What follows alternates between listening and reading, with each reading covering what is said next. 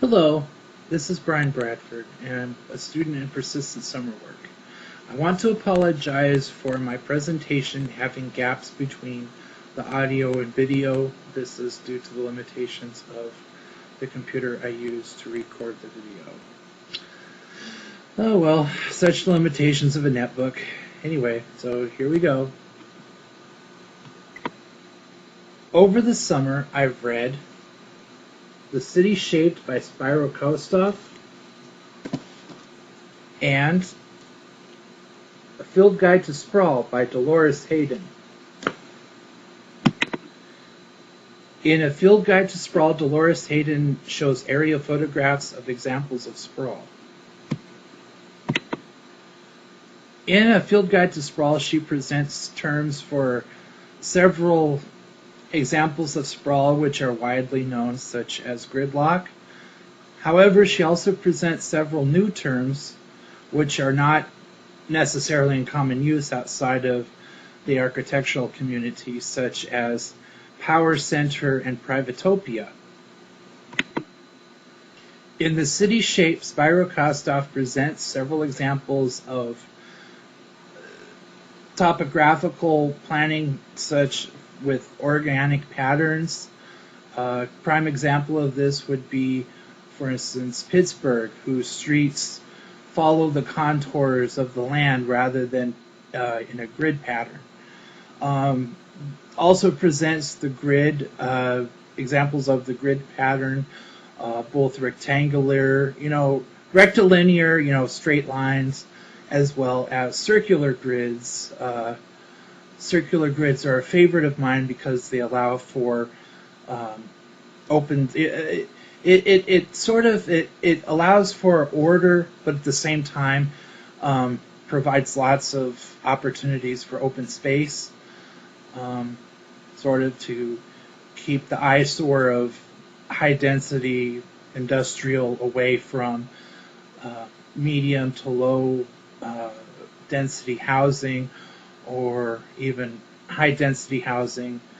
It enables high densities in commercial, residential, as well as industrial and agricultural, because you can put dense pockets of housing and dense pockets of commercial, office, retail,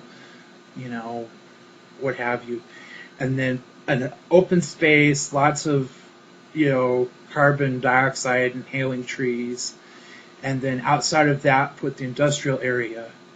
And in a circular grid, you can make the distances between those sectors shorter, so it's the transportation cost is reduced, but at the same time allowing for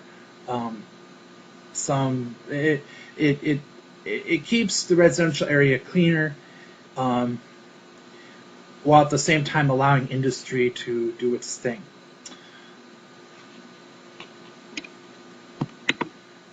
He also speaks about skylines and their impact on the city around them. A lot of people, they like to see vistas such as hills, mountains, trees, beautiful sunsets, and the impact that built-up urban areas have on that, such as skyscrapers, and he speaks about that somewhat. I have also participated in several activist activities. I resided in Nicholsville the first part of the summer, and now the second part of the summer I'm over here in Eastern Washington, and presented testimony on service cuts the transit system here is planning on doing. And I've also planned out what I'm going to do for fall quarter.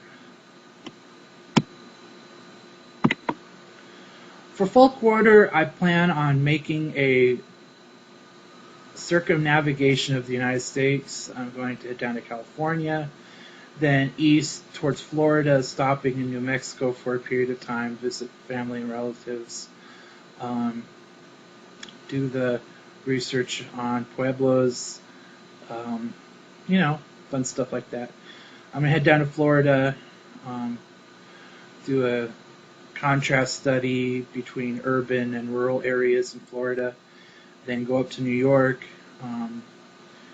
visit some friends, maybe interview them.